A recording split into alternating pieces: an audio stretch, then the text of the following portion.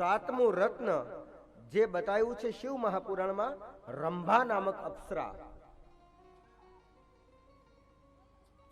રંભા નામક અપ્સરાનો એક અર્થ સંતોએ અલગ રીતે બતાવ્યો છે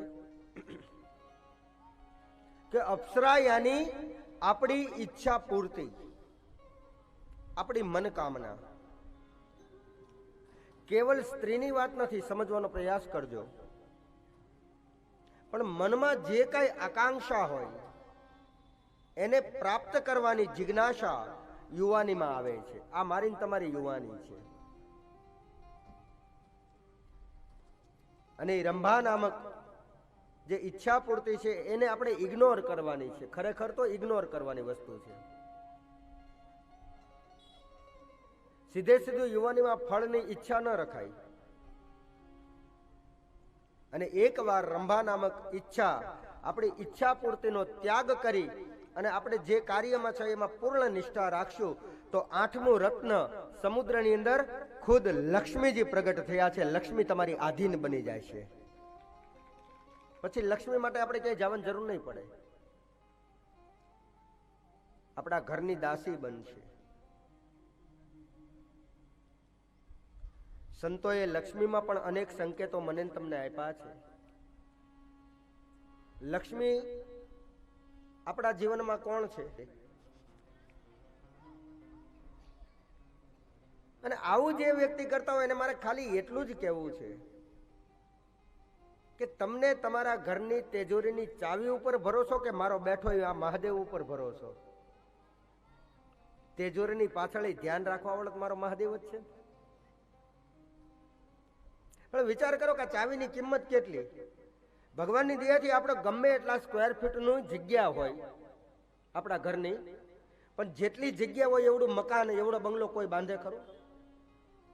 જગ્યાની અંદર મકાન બાંધે. કારણ કે પાડોશીની તો કઈ બારી ખુલાઈને હોય નહીં. એટલે જગ્યા આપણી અંદર રહેવી જોઈએ ને, એ આપણી મર્યાદા છે. તો જેટલી જગ્યા હોય એવડો કોઈ બંગલો ન બાંધે. અને જેવડો બંગલો મેન તમે બાંધો એવડા કોઈ દી બારી બાયણા કર્યા? બંગલો જેવડો હોય ને એની કરતા નાના બારી બાયણા હોય. અને વળી જેવડું બારણું હોય એવડી પેલી સ્ટોપર હોય ખરી? આગળીઓ ન હોય. અને જેવડી સ્ટોપર હોય એવડું કોઈ દી તાળું હોય? તાળું ન હોય. અને જેવડું તાળું હોય આપણા ઘરનું એવડી કોઈ દી ચાવી હોય? ચાવી ઈથી નાની, પણ એની તાકાત તો જોવો, આખા ઘરનું ધ્યાન રાખે એ ચાવી.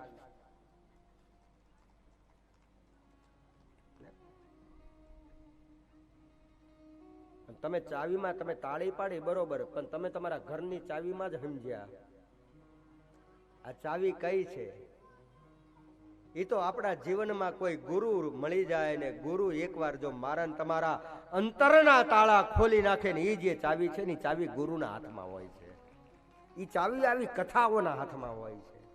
એ ચાવી આવા ધર્મના હાથમાં હોય.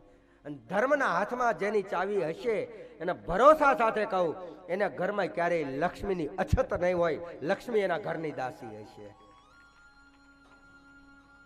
અને બીજા અર્થમાં લક્ષ્મી આપણી દીકરી છે, આપણી માં નથી. સાવધાન! ભગવાન નારાયણની પત્ની છે એ સંદર્ભમાં માં બરોબર, પણ લક્ષ્મી આપણી દીકરી છે. આપણે થી લક્ષ્મી ઉત્પન્ન થઈ છે. આપણી મહેનત થી લક્ષ્મી ઉત્પન્ન થઈ છે. એ આપણી દીકરી છે. અને હવે બીજી વસ્તુ હું તમને કહું કે તમારી દીકરી ભગવાનની કૃપાથી યુવાન થાય તો એ દીકરીનો સંબંધ, દીકરીની સગાઈ તમે કેવા ઘરે કરો છો? કેટલા વિચાર કરીએ. જમાઈ કેવો હશે, ઘર કેવું હશે, બંગલો કેવો હશે, કેટલા વિચાર કરીએ. તો એક દીકરી જો આપણે યુવાન થાય અને દીકરીના લગ્ન માટે કેટલી આખી જિંદગીનો વિચાર કરી નાખીએ અને પછી લઈને સગાઈ કરીએ તો એક બીજા શબ્દના અર્થમાં કહું કે આપણે કમાયેલી દીકરી એ કયા માર્ગે જાય છે, તમે કોની હારે એની સગાઈ કરો એકવાર વિચાર નથી કરતા? કોક દારૂના માર્ગે જાય, કોક જુગારના માર્ગે જાય છે, કોક અસત્યના માર્ગે જાય, કોક અધર્મના માર્ગે જાય, કોક શોખના માર્ગે જાય. કોક સિનેમાના માર્ગે જાય, કોક હોટલના માર્ગે જાય, કોક રેસ્ટોરન્ટના માર્ગે જાય. આ ખરેખર આપણી લક્ષ્મી દેવા જેવી ચીજ છે ખરી? એમાંથી સાચા અર્થમાં તમારા ઘરની લક્ષ્મી ત્યારે રાજી થશે જ્યારે લક્ષ્મી જ્યારે કથાના માર્ગમાં જાય, ધર્મના માર્ગમાં જાય, પરમાત્માના માર્ગમાં જાય, ત્યારે લક્ષ્મીને સાચું સુખ મળશે કે આજે હું મારા નારાયણને મળી છું. અને ત્યારે સાચા અર્થમાં નારાયણની લક્ષ્મી છે.